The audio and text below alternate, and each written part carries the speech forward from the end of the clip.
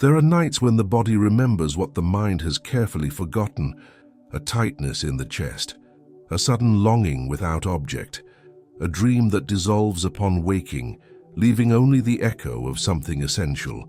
What if the symptoms you've learned to manage, that chronic anxiety, that inexplicable sadness that visits without invitation, that sense of being exiled from your own life, are not problems to be solved, but whispers from a deeper intelligence?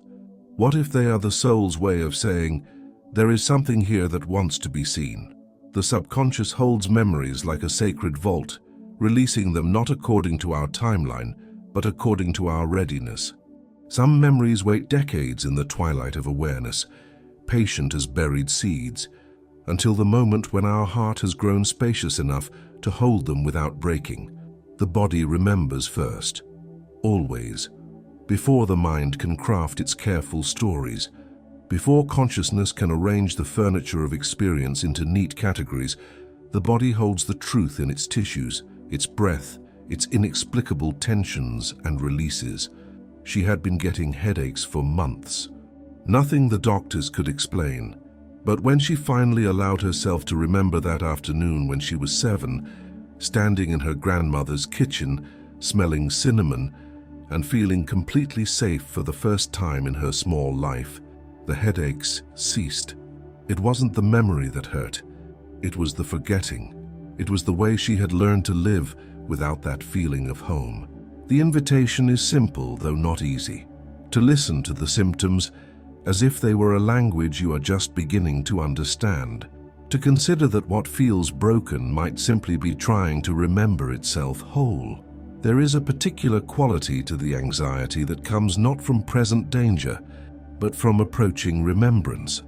It feels like standing at the edge of a familiar forest you've never consciously entered, knowing that someone you once were is waiting just beyond the first line of trees. The ego, that careful guardian of identity, recognizes the threat. Not the threat of harm, but the threat of transformation. Because to remember deeply is to acknowledge that who you thought you were may have been only a fragment of who you actually are. Carl Jung wrote of the shadow, not as the repository of our darkness alone, but as the keeper of our disowned light. Sometimes the memories we repress most deeply are not of trauma, but of moments when we were seen so completely, loved so transparently, that our young psyche couldn't metabolize the fullness of it. We learn to forget not the wound, but the healing that felt too vast for our small selves to contain. He began noticing synchronicities everywhere, the same number on license plates, in phone numbers, on receipts. 347, always 347. It took months before he remembered. That was the number of his childhood home, the place he'd lived until he was 12, where his grandfather had taught him to carve wood in the basement workshop that smelled of cedar and patience. The synchronicities weren't random. They were breadcrumbs, leading him back to a version of himself that knew how to create with his hands, how to find meditation in simple, repetitive tasks. The unconscious speaks in the language of recurrence until we learn to listen. It sends the same emotional states, the same relational patterns, the same mysterious physical symptoms, not as punishment, but as invitation. Come back, it whispers. There is something here you need to retrieve. But the ego resists, because remembering requires a kind of death, the death of the story that has held the self together through years of forgetting. To remember is to admit that you have been living in exile from essential parts of yourself. The moment before remembering feels like standing at the edge of an abyss. But what if that abyss is not emptiness but fullness? What if what feels like falling is actually the return to ground you forgot you had? Some memories hide not because they are too painful to bear, but because they are too beautiful to integrate without grief. The child who was seen completely, celebrated fully, allowed to be wild and authentic and luminous, before the world taught them that such brightness was dangerous, impractical, too much. Marianne had been a dancer until she was 15, not professionally, just in her body, in her room, to music only she could hear. She moved like water, like flame, like something that had never learned to be ashamed. But somewhere between adolescence and adulthood, she learned to walk carefully, to take up less space, to move through the world like an apology. At 35, she found herself in a dance class, and when the music began, her body remembered what her mind had spent 20 years forgetting. She sobbed for an hour afterward, not from sadness, but from the shock of reunion. She had been mourning her aliveness without knowing it. This is the paradox of repressed joy. We sabotage our own happiness because it threatens to awaken the memory of what we lost.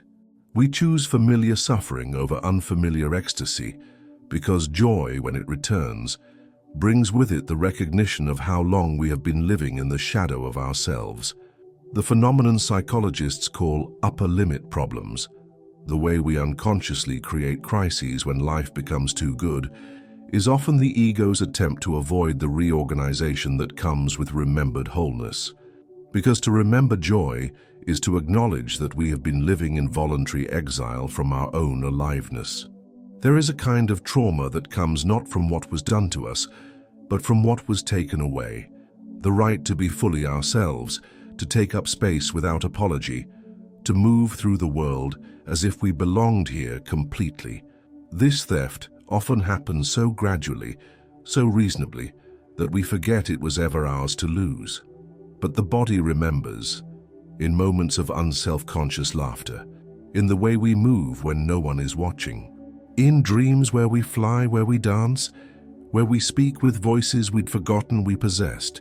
The return to joy is always a return to a self we never actually lost, only learned to hide so well that we forgot where we put her. Deep in the psyche lives a figure Jung might have called the wise old woman or the Senex, a guardian who determines when we are ready to face the truth of our own depths. This internal keeper of memories does not release them arbitrarily, but according to a wisdom older than our conscious desires for healing.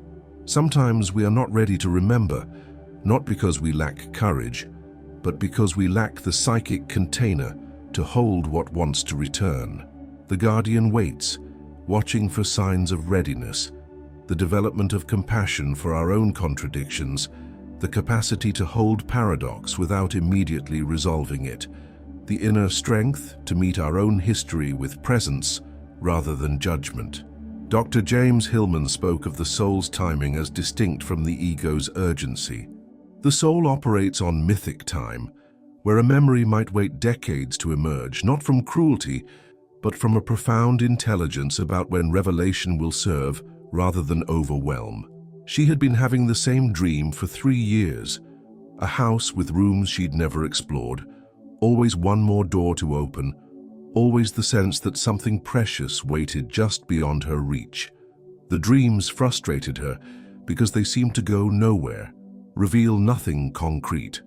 But then, in her 40th year, when her marriage had ended, and she was living alone for the first time since college, she dreamed of opening that final door and finding a library.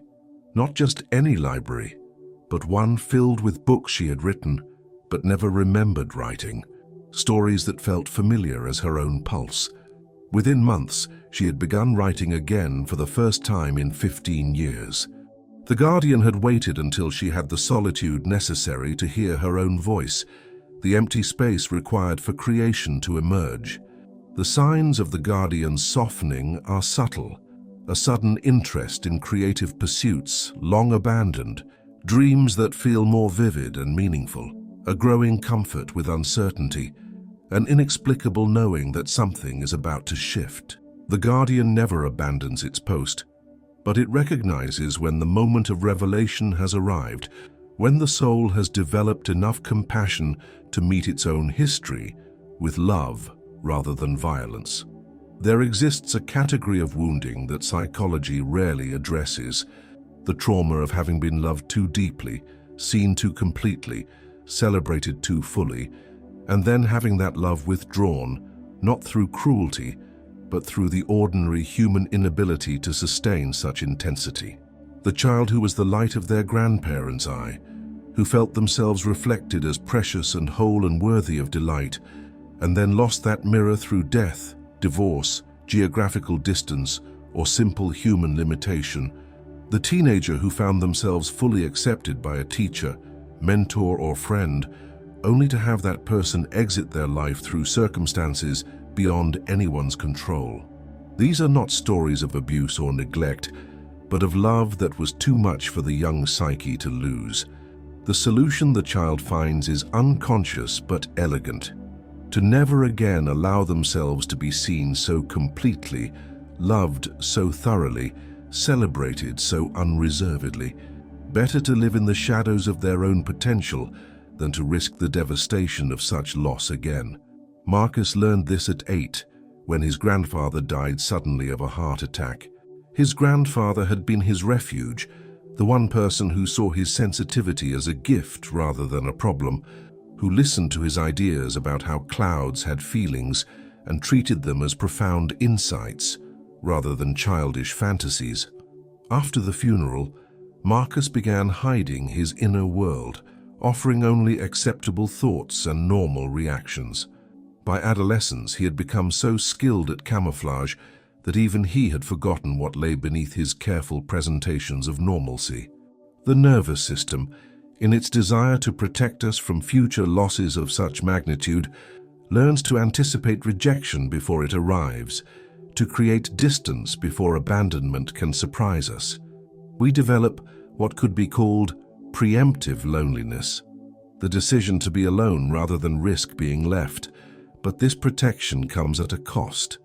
We find ourselves perpetually hungry for the very thing we have learned to refuse: to be known completely, loved without condition, celebrated for our essential nature rather than our achievements or adaptations.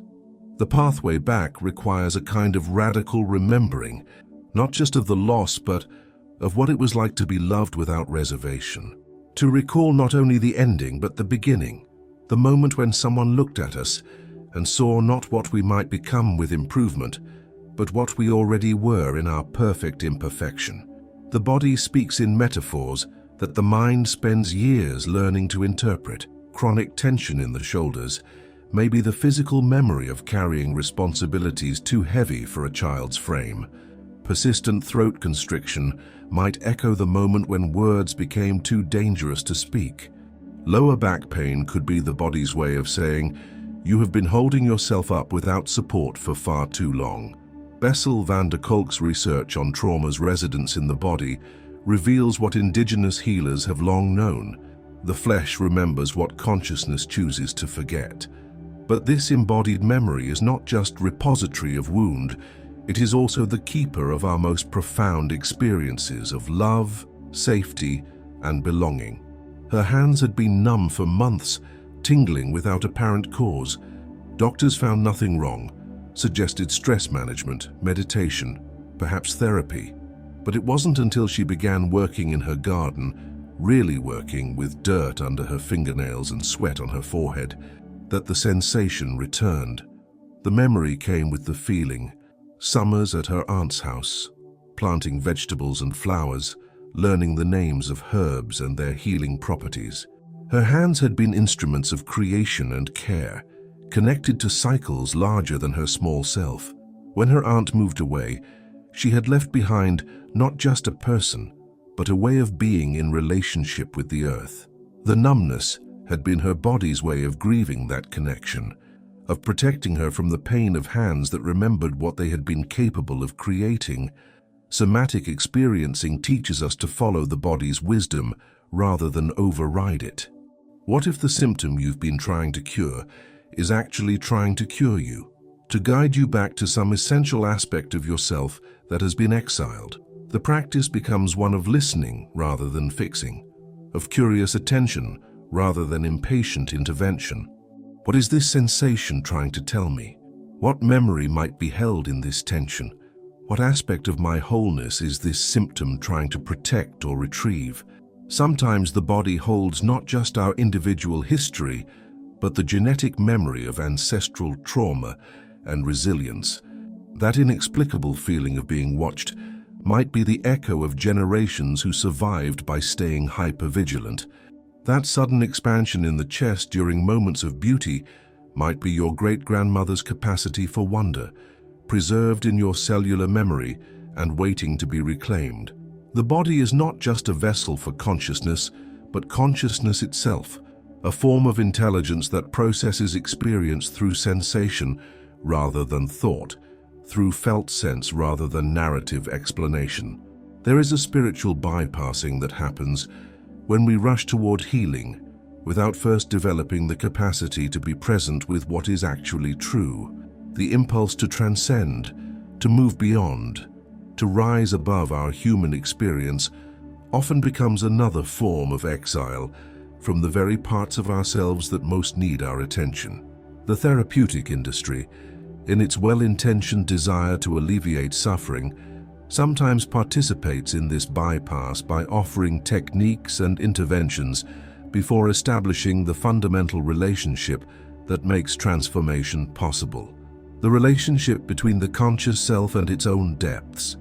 True healing is not the absence of symptoms, but the integration of all aspects of the self into a more complete whole.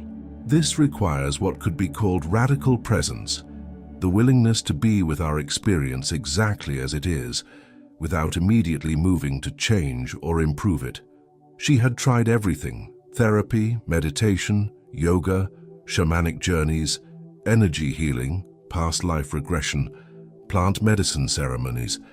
Each modality had offered insights, temporary relief, moments of profound connection. But underneath all the seeking was a subtle violence, the demand that she be different than she was, healed according to someone else's timeline, fixed according to external standards of wellness. It wasn't until she stopped trying to heal herself that healing became possible. In that stopping, she discovered something unexpected. She wasn't actually broken. She had been treating her sensitivity as a pathology when it was actually her primary way of perceiving truth. She had been medicating her intensity when it was actually her life force seeking expression. The error is in thinking that remembering will automatically lead to resolution, that insight will immediately transform experience.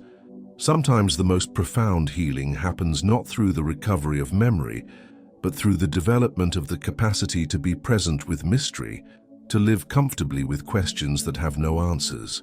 Rainer Maria Rilke's advice to live the questions becomes essential guidance for the soul that is remembering itself, to trust that some truths can only be metabolized slowly, that some memories need to be lived into rather than simply retrieved. The real work is not recovering the past, but developing the present moment capacity to meet whatever arises with compassion rather than resistance, curiosity rather than judgment, presence rather than the immediate impulse to fix or change. Memory rarely returns as a clean, complete narrative. More often it emerges in fragments, a smell that triggers inexplicable emotion, a phrase overheard in passing that causes the heart to race, a particular quality of light that brings tears without context. The phenomenon of déjà vu may be less about past lives or psychic perception than about the soul's recognition of its own forgotten experiences.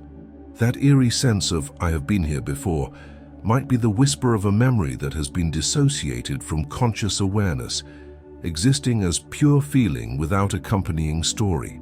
Dissociation, which psychology understands as a protective mechanism that allows consciousness to survive overwhelming experience, can also be understood as the psyche's way of preserving essential aspects of self during times when integration would be impossible. What was too much to feel then gets stored as fragment, waiting for a time when the adult self has developed enough capacity to reassemble the pieces. The process of integration requires what could be called gentle archaeology. The patient, compassionate excavation of buried aspects of experience. This is not the violent extraction of repressed material, but the tender invitation for fragments to emerge in their own timing. He kept having flashes of being underwater, but couldn't place the memory.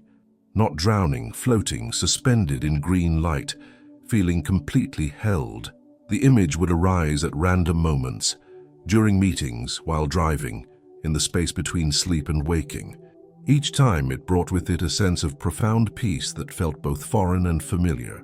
Through patient attention, other fragments began to cluster around this central image. The smell of chlorine, the echo of voices in a large space, the sensation of being lifted and supported. Slowly, the memory assembled itself. Swimming lessons at the community center when he was 4, held in the arms of an instructor who had infinite patience with his fear of the water. But more than the swimming, he remembered being held without agenda, supported without condition. The instructor had no investment in his progress, no attachment to his success or failure. She simply held him in the water until he felt safe enough to let go. That experience of unconditional support had become a template, a somatic memory of what safety felt like.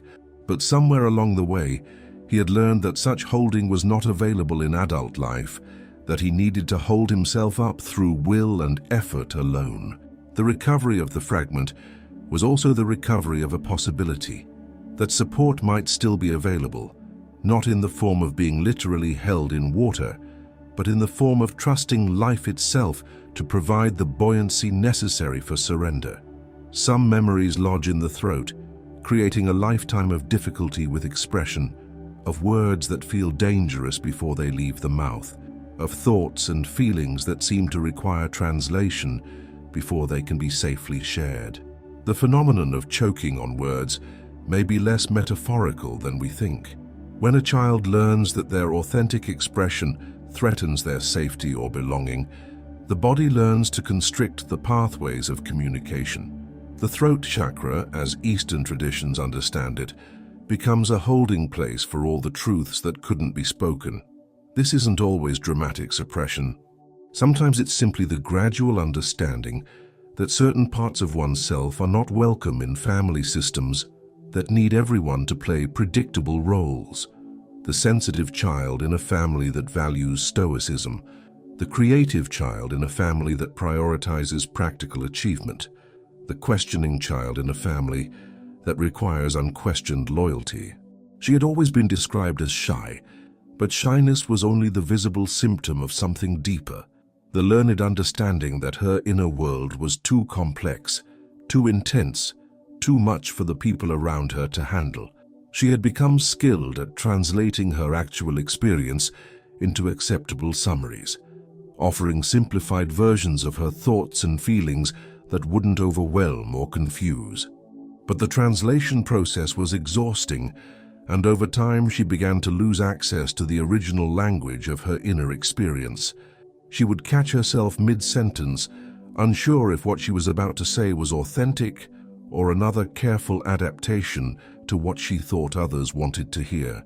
The recovery of voice is not just about learning to speak, but about remembering that one's authentic expression has value independent of how it is received. This requires a kind of rebellious self-loyalty, a commitment to truth that exists prior to its social acceptability. Breathwork becomes essential in this process because the voice that was silenced often lives just beneath the conscious breathing pattern. When we learn to breathe fully again, we often find that the words we've been seeking have been waiting in our lungs, held in the space between inhale and exhale. The practice is not just speaking what has been unspeakable, but learning to listen to the intelligence of one's own authentic expression, to trust that what wants to emerge through voice has its own wisdom, its own timing, its own contribution to the larger conversation of life. Sometimes the voice that was silenced wasn't even our own, but belonged to someone we loved who couldn't speak their truth. We carry the unexpressed words of grandmothers who lived in generations where women's voices were systematically devalued, or of fathers who learned that emotional expression was incompatible with their role as protectors and providers. The return to voice becomes not just personal healing, but ancestral healing, the completion of conversations that previous generations couldn't finish. The doorways to memory are rarely grand or obvious. They exist in the texture of ordinary experience, the way morning light falls across a kitchen table, the sound of rain on a particular kind of roof, the scent of coffee mixing with something indefinable that carries the essence of belonging. These sensory portals operate beneath the threshold of conscious attention, which is why memory often returns not when we are searching for it, but when we are engaged in simple, present-moment activities, washing dishes, walking without destination, listening to music with complete attention. The soul practices return in moments we might overlook if we are too focused on dramatic breakthroughs or therapeutic insights. It rehearses recognition in the space between thoughts, in the pause between heartbeats, in the moment just before we remember to guard ourselves against feeling too much. Every morning, she made coffee the same way, grinding the beans by hand, waiting for the water to reach the perfect temperature, pouring in slow circles that created a small ritual of attention. It wasn't until her 6th month of this practice that the memory surfaced. Sunday mornings at her grandmother's kitchen table, the same patient attention to coffee preparation, but shared, 2 women moving in synchronized ritual, creating something that was more than beverage. It was ceremony. It was connection. It was the wordless transmission of how to be present with simple pleasure. Her grandmother had been dead for 15 years, but every morning in the grinding and pouring and waiting, she was being remembered back into relationship, not as nostalgia, but as ongoing presence. The daily coffee ritual had become a form of prayer, a way of saying, I remember, I continue, I carry forward what was beautiful in what we shared. The practice of attention to ordinary experience becomes a form of remembering that doesn't depend on dramatic revelation or psychological breakthrough. It's the cultivation of the capacity to notice when something that seems simple contains multitudes. Mindfulness in this context is not just about present moment awareness, but about presence that is deep enough to recognize when the present moment is actually a portal to other times, other selves, other ways of being that have been temporarily forgotten but never truly lost. The invitation is to begin treating everyday experience as potentially sacred, to approach the ordinary world as if it might be speaking to us in a language we are just beginning to understand, because often it is. When memory finally surfaces, there is often an impulse either to dramatize its significance or to quickly process it and move on. But the soul's timing rarely matches the ego's desire for either spectacle or efficiency. True integration happens slowly, like the way roots grow toward water, with patience, persistence, and trust in forces larger than conscious will. The memory that emerges is not a historical artifact to be catalogued and filed away, but a living aspect of self that needs to be welcomed back into the full spectrum of identity. This welcome is not a one-time event, but an ongoing practice of inclusion, of making space for what has returned. Integration requires what could be called the capacity to be multiple, to hold seemingly contradictory aspects of self without immediately resolving them into a single coherent story. The child who was wounded and the child who was loved, the teenager who felt invisible and the teenager who was seen, the adult who forgot and the adult who remembers. When the memory of her father's tenderness finally surfaced, not the version of him that had been present in her adult years, but the father who had sung her to sleep, who had seen her sensitivity as a gift, who had encouraged her wildness before the world taught him to worry about her safety, she didn't know what to do with it. The revelation threatened to destabilize years of carefully constructed understanding about her family, her childhood, her own patterns of relationship. She had built an identity around the story of his emotional unavailability, had organized her therapeutic journey around healing from his withdrawal. But now she remembered there had been a father who delighted in her existence, who had been present and attuned and wonderfully, playfully engaged with her inner world. What had happened to him? Where had he gone? And why had she forgotten him so completely? The integration process required holding both fathers as real, the one who had withdrawn and the one who had been present, not as contradiction to be resolved, but as the complexity of human experience that includes loss and finding within the same relationship. This is the spiritual maturity that allows for paradox without immediately needing to explain it away. The capacity to say, both things are true. I was wounded and I was loved. I was seen and I was invisible. I was abandoned and I was held. The ritual of integration might be as simple as daily acknowledgement, speaking to the recovered memory as if it were a long-lost friend who has finally come home. Creating space in current life for the qualities that memory represents. If it's the memory of creative expression, beginning to create again. If it's the memory of unconditional acceptance, learning to offer that acceptance to oneself. The goal is not to return to some imagined past, but to bring forward what was beautiful and true about that experience into present moment living. The memory that emerges from the depths of consciousness is never just about what happened then. It's about what is possible now. It carries within it not just the record of experience, but the template for ways of being that may have been forgotten but never truly lost. When we remember deeply, we don't just recover the past, we recover possibilities for the future that have been waiting in exile, the capacity for joy that went into hiding, the ability to trust that was buried under layers of protective cynicism, the willingness to be seen that retreated in the face of judgment or misunderstanding. Memory in this sense becomes a form of prophecy.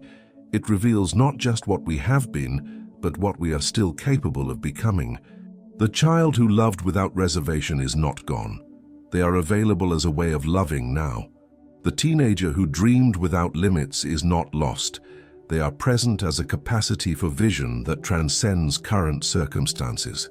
There is an ancient understanding that consciousness is not contained within individual minds, but flows through us, like a river flows through landscape.